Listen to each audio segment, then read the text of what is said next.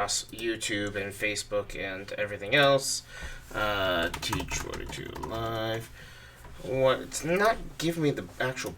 Oh, there we go. Let's see whether this actually works or not. Huh.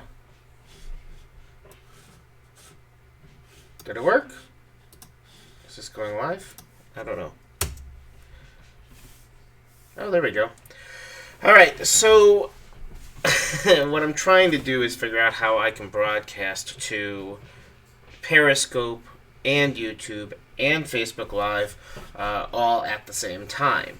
And it seems a little wonky, but I think I'm starting to get it figured out. Basically, I'm using to split off to all of these different things a service called Restreamio. Restreamio basically means you broadcast to their site, and then it will take that feed and rebroadcast it to YouTube, to Periscope, to Ustream, to Facebook Live, and so on. So I'm playing around with that. In addition to that, I'm also using OBS on the computer to handle the basically what's going to be broadcast up to them all. So OBS is an app, studio software, if you will. It's free, open source. It's pretty awesome. The PC equivalent, if you want to pay for it, is something called XSplit. I think OBS is available on both PC and Mac. But what it allows you to do is to bring in multiple audio sources, multiple video sources, and to mix in graphics and all kinds of other things. So, for example, right now I'm on this camera. If I wanted to, I could also shift over to here. Hi, over there. This is my Logitech camera. Webcam. It's just kind of sitting on a little stand over there. Actually, technically, it's a plastic Bear's cup, but anyway. And then I can shift back over to here if I wanted to. Now, in addition to that, I can also have all sorts of other different frames, including I could add in graphics. So, for example, there's my dual frame, which looks a little goofy. I don't know why I just saw this sitting in Google Images when I did a search, so I thought I'd just kind of play around with it. Hi, Katsana. Yo, Joe. What's going on?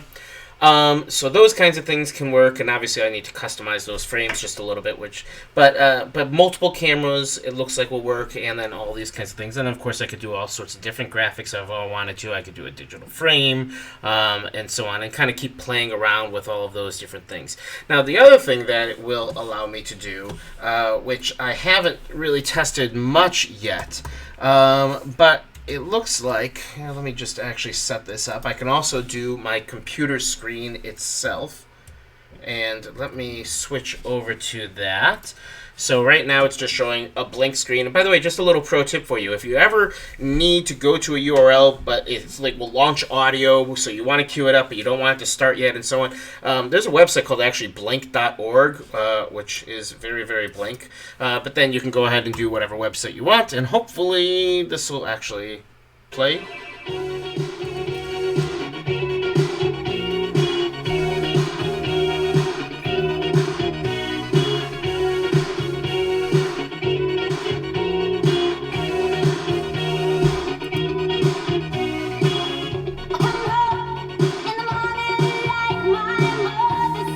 Yeah, isn't that thing awesome?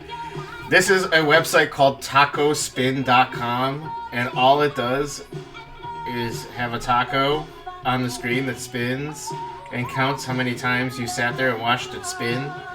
And then towards the bottom of the page, it'll actually show a little bit of commentary, holy spinning taco.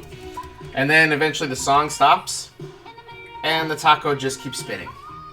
My record so far is around 200, and then I went to a different page and so on. But I thought that was kind of funny.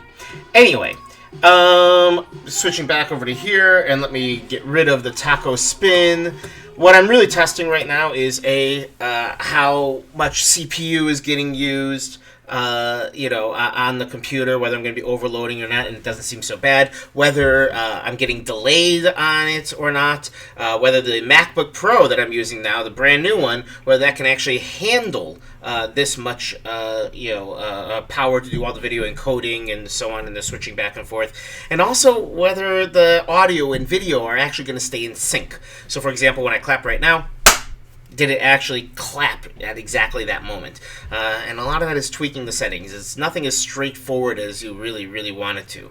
But if everything goes well, I'll be able to have some fun with graphics and stuff like that, and be able to do, goofy things like have overlays and so on. Be able to have conversations with other people where it actually shows them in different locations on the screen, and be able to demonstrate different stuff live, live feeds and screencasts and all that other kind of stuff, and do it on whim and do it throughout the day. And then the other goal is to be able to broadcast it so you guys right now on Facebook, impromptu, so that you can watch it, tune in, tune out, and so on, but also to be able to get a really nice, clean archive so I can actually post that as a video podcast and strip out the audio so we can also have an audio podcast as well.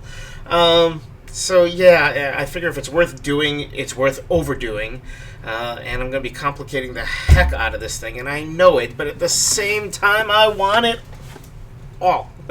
Is that so much to ask? And then also the background. Oh my gosh, the background is driving me crazy. I mean, yes, it's kind of nice that you can see some of these photos of African animals that I took right over there, but that's just storage back there. You can see some Star Wars type stuff over there, and that kind of stuff just drives me crazy. So, I've got the background on order, and hopefully we'll be getting that kind of stuff in and so on. Anyway, I'm going to leave it at that right now. This was just an initial test broadcast. I might be doing a few more throughout the day today. We'll see. I'm really curious to hear how the audio sounds because I'm using a Yeti microphone. Sorry, Omar. This is about the speed that the podcast will, or videocast, or live stream, or whatever the heck it will be. This is about the speed it always will be. All right, I'm going to leave it at that, and I may jump back online in just a little bit, but thanks for tuning in, and let me know what you think. Later, skater. Bye.